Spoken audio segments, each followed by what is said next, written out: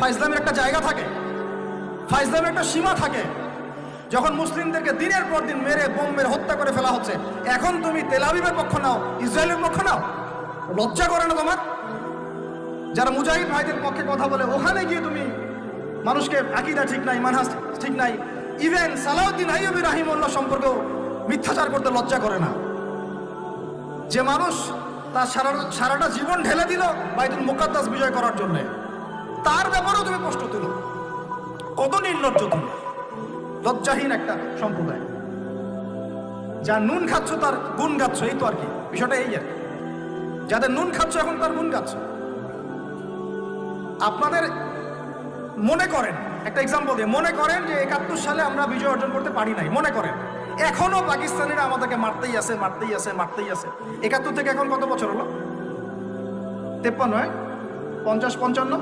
মনে করেন যে বিজয় এখন অর্জিত হয় নাই, আমাদের ওই বাবারা লড়ছিলেন, দাদারা লড়ছিলেন, লড়তে লড়তে লড়তে লড়তে তারা শহীদ হয়ে গেলেন, কিন্তু ওদের আগ্রাসন থামে নাই, ওরা মারতেই আছে, মারতেই আছে, মারতেই আছে। তারপরের জেনারেশন অস্ত্র নিল, তারপরের জেনারেশন অস্ত্র নিল, তারপরের জেনারেশন অস্ত্র নিল, নিতে নিতে নিতে 2023 পর্যন্ত আসলো। এখন 2023 সালে যে ফ্রিডম ফাইটার, মুজাহিদ, মুক্তি বাহিনীরা ওদের বিরুদ্ধে লড়তেছে, এই বাহিনীর কি আকীদা খারাপ? ওই বাহিনীর মানহাজ খারাপ?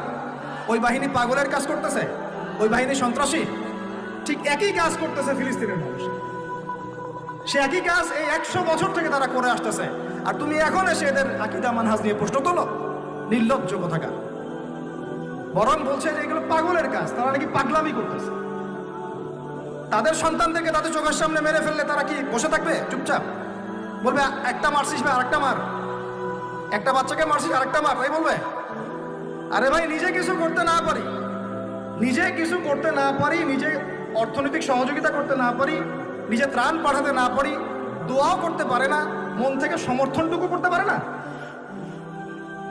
এই জায়গায় আসছেন আমরা, এই জায়গায় নামছেন, এত নিচে, এত নিচে নেমে গেছে আমরা।